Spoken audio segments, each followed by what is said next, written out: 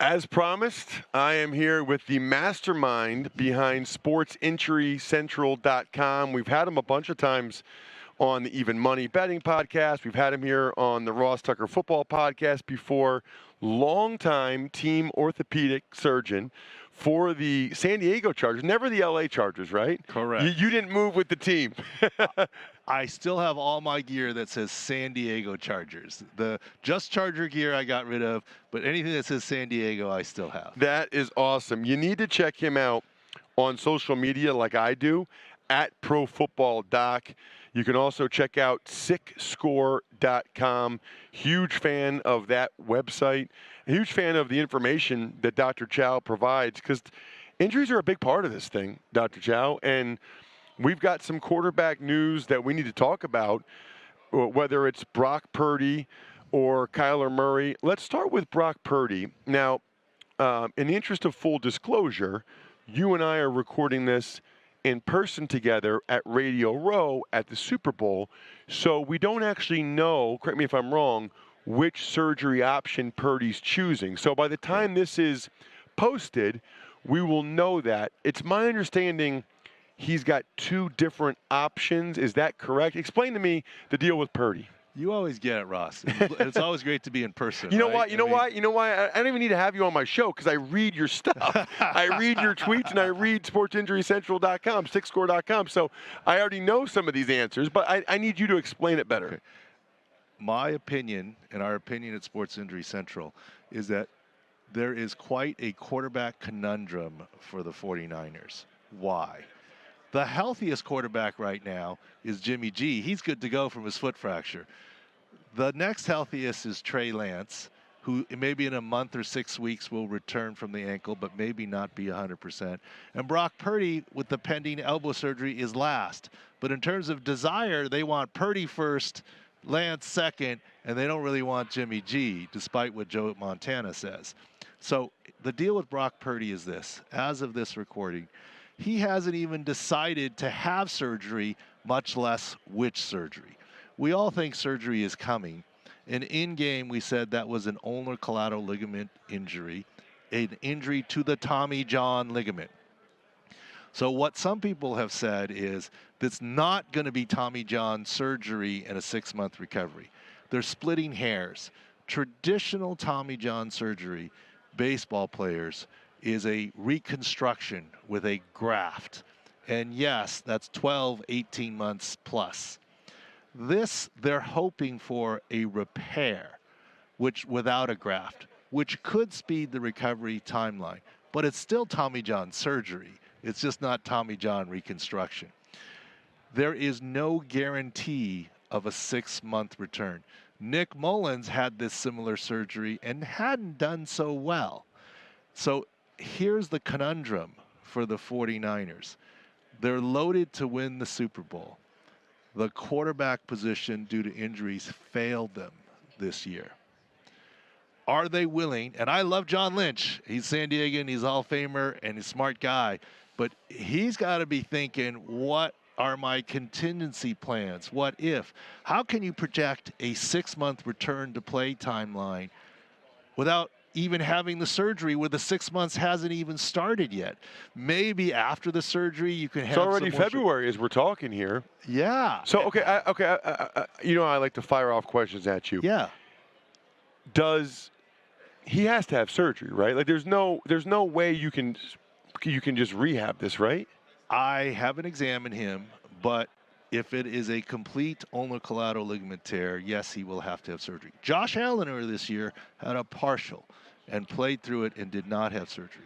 Assuming it's a complete tear, yes, surgery is the deal. The question is what kind of surgery and what recovery timeline. Okay, and what would you advise? I know you haven't examined him, but what would you tell him about his options? Well, the reason why baseball players have reconstruction surgery is typically the ulnar collateral ligament or the Tommy John ligament gets attenuated or frayed.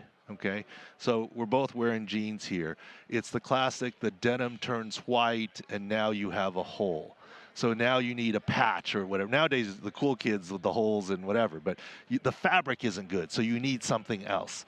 if this is just an acute tear where there was no underlying attenuation tendonitis and the fabric of the ulnar collateral ligament is still good, like you ripped your blue jeans on barbed wire, then just sewing it and repairing it will work, which is a quicker recovery timeline. So it requires MRI. Sometimes it requires decision at the time of surgery, which is why I'm not saying it's impossible for him to be ready at 6 months, but it's not a guarantee. And can the 49ers really afford to go into next season without a surety of health at quarterback? Trey Lance isn't assured to be 100%. Maybe he's 85 or 90 on the ankle, but he's a young guy who's still a little unproven. And the other thing to factor in, Brock Purdy's still a young guy. Does it hinder his development to not have any offseason program and be ready to go week one? He's not Tom Brady. I'm not saying the 49ers are going to trade for Tom Brady or get Aaron Rodgers, but... All right, some questions. Are you surprised that the torn UCL doesn't happen more often? Quarterbacks' arms get hit all the time when they're like that. Are you surprised that that doesn't happen more often? I feel like I haven't heard about this in years, and yet you have Josh Allen, and now you have Purdy, which when it happened, I thought, okay, we say it all the time. You know, I was wondering whether it was a forward pass or not. The next thing I know, Josh Johnson's out there. Yeah, and it does happen, but it's bad luck, right, in the right moment. And basically, Purdy, to his credit, wasn't worried about what was coming. He was focused downfield and full effort throw, and so there was some bad luck there. But it does happen. Now, what he has going for him, because I don't want to be completely negative, is that a pitcher, we often compare to pitchers, right? Off a mound is different, and a starting pitcher, if he throws 100 pitches in an outing, he probably throws 150 near maxed effort throws between warm-up and what have you. Right. Whereas a quarterback, if you throw 40 times in a game, and I will quote Todd Haley on this. He told me, I asked him the question when he was interviewing me on Sirius. I said, 40 throws for a quarterback, how many are full or near max effort throws? He said 4 to 6. Okay, so it is a little easier to return from Tommy John like surgery. Big Ben did it in his final year, so it's not unheard of. There's just a lot of attention on this one, given the timing in the playoffs. How impressed or surprised are you that he was even able to throw those two screens if it was completely torn? Not surprised because they were two screens. I mean, look, I might have been able to do that left-handed. I mean, they were not exactly, and pretty clearly, like I was in a big room of people watching the game, and I said, yeah, Brock Purdy's done. He's not coming back. Take the 11.5 in game. And when he came back on 3rd and 14 for Josh Johnson, the whole room gave me grief. And I was like, well, let's see what he does. He handed off to McCaffrey on 3rd and 14. I mean, that told you all you needed to know. I forget Trey Lance's injury, and how healthy do you think he'll be? Ankle fracture dislocation. And here's the thing. He's obviously a mobile quarterback. That's part of his game. And he's said to be able to return to OTAs in a month. But you know the start of OTAs is just a ramp up. That's not to say he's 100% in a month. And how healthy will he be? I mean, it happened week 1, right? But it's an ankle fracture dislocation. It was a Dak Prescott-like injury. And we remember Dak Prescott, when he finally came back in training camp, injured his lat shoulder because he wasn't fully able to step into throws. Dak was a little later in the season, not week 1. But we don't know. He's not 100% yet. He's not cleared yet. In a month, he'll start to ramp up, and we'll see. All I'm saying is I'm not saying Trey Lance won't be healthy. I'm not saying Brock Purdy won't be healthy. I'm saying there's got to be a lot of head-scratching and worrying in 49er world. Is there a concern about Trey Lance's mobility? I think he will be mobile. The question is, will he be 100% Trey Lance, or will he be 90%, depending on his mobility? Big difference. Big difference between those two. Let me get to a couple other guys I wanted to ask you about, one of which is Kyler Murray. Now, what is the deal with this report that he supposedly might miss all of next year? What is the deal with that? Like, I was stunned when I saw that. Well, first of all, you know the saying in football, right? Never too high, never too low, right? And that's what we react to in injuries. When people said, oh, it was just an ACL, we said, no, it's more than an ACL, MCL, and now the reports of meniscus repair too. We said from the beginning, it was likely that he would not be ready, and certainly not 100% at the beginning of the season, given the style of play that he has. As far as not ready at all, look, I would 100% sign on to the idea that there's no way Kyler Murray will be 100% next season. By the end of the season, if things go his way, he can be in the 90s. His next season will be better. I'm not co-signing on that he won't play, period. Now, of course, playing or not is his choice, and if he feels like he's not ready and he's 85% and he's not mobile and can't protect himself, maybe it comes to that. I do co-sign that he won't be 100% all of next season. It's when will he be ready to play. I would anticipate that he will at some point next season, but may not be the dynamic Kyler Murray that we knew before until the following season. Is there a scenario or a situation where maybe he can't play at all next year? I don't know where that came from, but that had to come from somewhere. Do we know the extent of the injury? Were there maybe other ligaments? Is there something that could be bad enough that he really can't play next year? Well, first of all, if you're looking for someone to be 90 or 95%, he won't get there next year. And if that's the criteria for him to return, it's possible. It's an ACL. We thought MCL from the get-go. There's reports of a meniscus surgery and repair as well, which could elongate the timeline. I haven't examined him. I'm not saying the sky is falling and there's no way he's playing. I'm not saying that at all. I'm just saying there's no way he's 100% next year. The feeling is that he would play. But it's hard to judge that. Look, we said from the get-go on Lamar Jackson, in game, that's a PCL. He's not returning to play. But I fully expected him to play late season and certainly in the playoff game, even though he wasn't 100%. And in the end, he didn't play. So there's other factors. Was that contract for Kyler? I don't know. Now that he's got his contract and the front end is kind of guaranteed, is there a rush for him? And I'm not saying that he's being soft or taking the money and running, but you may be more, look, if I'm really only 80 or 85%, I want to protect myself. I'm not the biggest guy in the world, and maybe I'm not that dynamic, and I'm not the best choice. So I'm not hating on him if he chooses that route.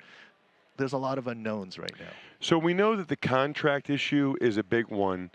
Is there any aspect of Lamar Jackson's injury, or even just the injury the last couple years, that if they said to you, hey, Doc, this kid wants a fully guaranteed deal. We're talking about $150 million fully guaranteed. Do you think we should just franchise tag him and let it play out one more year and see if he can stay healthy?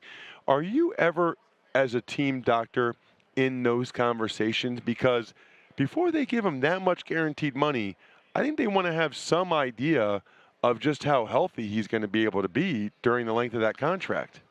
I have been involved in some of those discussions, not with Lamar, obviously, but with other players, with the Chargers, et cetera. And I think that's kind of what gives me a little bit of a unique advantage, right?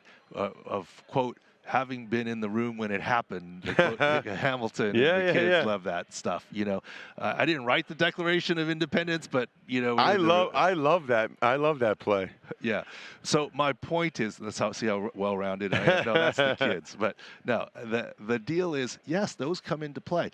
Now, to be fair to Lamar, the team probably didn't do him any favors this year or last year.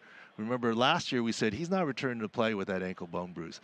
This year we said it's going to be at least 3-4 weeks with that PCL. But you had the weekly press conferences. Well, maybe this week. Oh, yeah, he's ruled out. Maybe this week. And that kind of makes the player look bad, to be fair. Yeah. Right? And that's why when I've run into players here, former players that I've commented on, I'm always worried, like, oh, were you mad at what I said about your injury? And universally players say, no, I'm glad because I couldn't say it. That you helped me. Well, I'm so glad you said that because the teams tell you you're not allowed to say anything about it, okay? But then I remember I had a guy, 2004, Trey Teague was our starting center, and he fractured his kneecap, which I think was a 4-week injury. Does that sound about right? That would be quick. Okay. Yeah. Well, whatever he did, right? And the first couple weeks, they would list him as questionable, and the media would come around, and he knew he was out. At least we might have had the bye, so it might have been 5 weeks, whatever.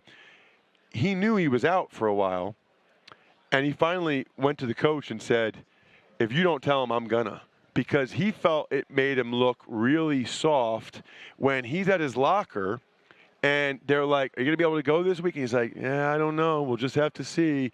You know, you do that for a month, the fans and people start to think that you should be out there. You've been questionable and you've been maybe or maybe not for a month. Yeah, that's absolutely right. So the last Super Bowl the Chiefs were in, I ended up going to the hotel and I sat down with Mitchell Schwartz, right, right tackle. Yeah. And I sat down and introduced myself. And I'm friendly with his brother who does Yeah, great yeah. media stuff, Jeff. And he goes, "I know who you are." I'm like, "Oh." I'm like, "Uh-oh." And I said, "Well, yeah, I'm sorry. I'll get up and leave." He goes, "No." He goes, and he said, "I actually like what you do because fans were getting on me of what's up with my injury and why I wasn't playing. And I couldn't say anything, yet you were basically telling the truth but defending me because Right. and so getting out there. So that's what we do. We do injury analysis, not injury reporting. The teams report and they have their reasons, their questionables and whatever. So back to Lamar. Here's my thing with Lamar. And here's what I said. I defended Lamar. I got a lot of phone calls from Ravens beat reporters. "What do you think? He's missed 2 weeks with that knee. Why isn't he back?" No. I got you covered, Lamar. That's a real injury. And even weeks, the final game of the season, I like, "Lamar, I got you covered because, are you going to try and win a game just to win a home field coin flip?" But I said, if he doesn't play in the playoffs, now I never said that he was 100%. Don't get me wrong there. I'm never saying that his knee was 100%, but I said if he doesn't try to play in the playoffs, I think it's then fair to ask the question, how much does the contract play into it? Fair to ask the question. He didn't play. He didn't travel. Look, he could have at least thrown from the pocket. I get it. Lamar's not a pocket guy, etc. So that's why I think the questions now are fair. What role did not having a contract play? Now, you're saying, what about the guarantee? Look, mobile running quarterbacks always get injured more in terms of tagging him and this, that, the other. But that's why there aren't guaranteed deals, right? Now we're talking about Kyler Murray. Is he going to play? And he's got a deal, right? I mean, and we're creeping up to more guaranteed deals, but that's why they don't happen because of injury potential to anyone in the NFL. Great point. Speaking of that, I think we might have talked about this a little bit the last time you were on. Matthew Stafford. It's been reported he has a bruised spinal cord. Now, when I bruised my spinal cord, they would not have let me play again unless I had a neck surgery because something caused the spinal cord to be bruised and they got to fix it. Well, so they're saying that Stafford has a bruised spinal cord. He's saying he's not retiring. He's saying he's playing. But they're also now, I've seen reports that he's not having the surgery. So is it possible to have a bruised spinal cord in your neck and come back and play football just from rehab and not have surgery? Okay. I'm 1,000% with you. This is why I did not know you had a bruised spinal cord. Yeah, C5, C6. Yeah. And then they did the fingers and toes, and it was it spinatus or clonus or something they called it? Yeah. I forget what they called it. There's different types of bruises in the spinal cord, and so forth, so they're not all the same. But you don't want to mess around with that. No. Right? And so we've had it with the Chargers, and yes, players have had surgery before they return. That's why I've opined openly that Matthew Stafford is either going to retire, and if he retires, he doesn't need the surgery. Right, like I didn't get it. Right. I retired. But if you play, you should have the surgery to protect you. Now, I haven't examined Matthew because Stafford. You don't want the disc to hit the spinal cord again. And then and you have a fusion, right? And you have a fusion at that level. And you play through with a fusion, no problem. I've had a cervical fusion. I've never played football. but, so it can happen. It is interesting, by the way, that they won't let you play after a back fusion, but they would let you play after a neck fusion. Single level, yes. 2-level neck, usually no. Back fusion, no, because remember the motion segments are different, and there's some technical issues. And honestly, with the back fusion, I think it's very hard to play football. You lose your mobility. Right. Whereas the neck, you still have most of it because, and not to get technical, but most of your mobility in your neck is in the upper segments. So if it's a lower segment, you're okay. But I'm of the opinion from the outside, and I'm not on the inside, that Matthew Stafford, in theory, you're right. That's the path. Maybe there's something I don't know. Because here's the thing. You can't mess around the spinal cord. If there's a 1% chance of paralysis or permanent damage, don't you need to have the surgery? I mean, this is the spinal cord. You can't mess around with that. But I don't know. maybe it was a different kind of spinal cord bruise or different thing, and we'll see what happens.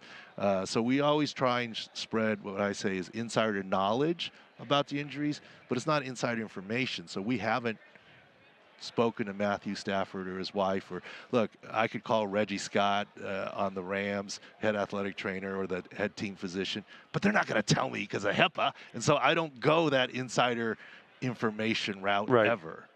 The last one I wanted to ask you about, Michael Gallup, and this is something that really bothers me, and I like to talk about. He didn't have a very good year. Now, he tore his ACL the year before, right? Didn't have a very good year. We find out after the season, Doctor, I don't know if you saw this. I'm sure you did. This is your job. But he got surgery on his ankle and his knee. So what does that tell you, number one? And I always say, and you know the truth, if you're inside the white lines, you're saying you're healthy enough to play, and nobody cares. Nobody cares. I mean, were you there when Cromartie played with like a messed up hip in San Diego for a whole year? Like, and he wasn't as good that year, but nobody cares, right? What do you think's going on there? So I guess the first thing would be commenting on, there is no excuse, but sometimes it can be the reason. It's why you guys have 6 score. It's why you guys give people a score. Okay, so for that, first of all, we started the year saying under on Michael Gallup futures props because we didn't see him being completely healthy from that late of an ACL. Now he's had off-season surgery. My second point is, first of all, it is the other side, but there is compensation and involved. And there, as you know, Ross, there are 3 to 5 times more surgeries at the end of the season than in season. I mean, Lane Johnson's going to have surgery after he plays in the Super Bowl, right? And so that's what happens. That's the norm. But to circle back, to be fair, because you say if you're inside the white lines, you're good, that may have factored into what Lamar Jackson was saying. Look, if I'm inside the white lines, I'm considered good and no excuses, but really my knee isn't there, so I'm not going to do it. And that's just the counterpoint of being fair to Lamar or potentially Kyler if he's not returning early or a prolonged absence next year. You're right. Once you're inside the white lines, you're deemed healthy and you better produce. Nobody cares. Nobody cares. And honestly, they shouldn't, because you know what? Most people are dealing with something. Most people have something bothering them. And that's in defense of circling back to our Lamar conversation. Maybe he's like, he felt like I really couldn't do it. I'm going to look bad. And once I'm in the white lines, I'm putting myself at risk and going to cost myself money that I can't do it. And I'm really not healthy. But, of course, I would like him to try and then have the team say no. But I don't know. I don't know the dynamics of what happened. The last thing about Gallup is when you see the ankle and knee surgeries, what does that probably mean? And how concerning is that for next year? Because the Cowboys need more production from the number 2 wide receiver. Well, right now we only have reports of the ankle and the knee and what it was done. And based on the recovery timeline from the ACL, I'll give you the early hint. There's clearly no futures props or anything up yet, but we're probably going to go over that this is a rebound year for Michael Gallup, assuming we don't. Why does him getting ankle and knee surgeries make you want to go over? I would think that you'd be, what is he, have loose bodies or scar tissue? Or we need to do more investigation of the specific type of surgery. I thought they said it was scoped. Just if that, I don't know if that makes a difference. Different types of scopes. I just meant not like some big invasive. Right, and so hopefully it's an oil lube and tune-up to his knee and ankle, and the quote car engine runs better, and his ACL will be 1 year better. I mean, look at Saquon this year. People were ready to write him off after last year, and last year I said, yeah, that's going to be a down year for Saquon. And he got the high ankle, he wasn't 100% on the knee, and this year he had a super good year, and it's his second year back. We might expect the same for Gallup.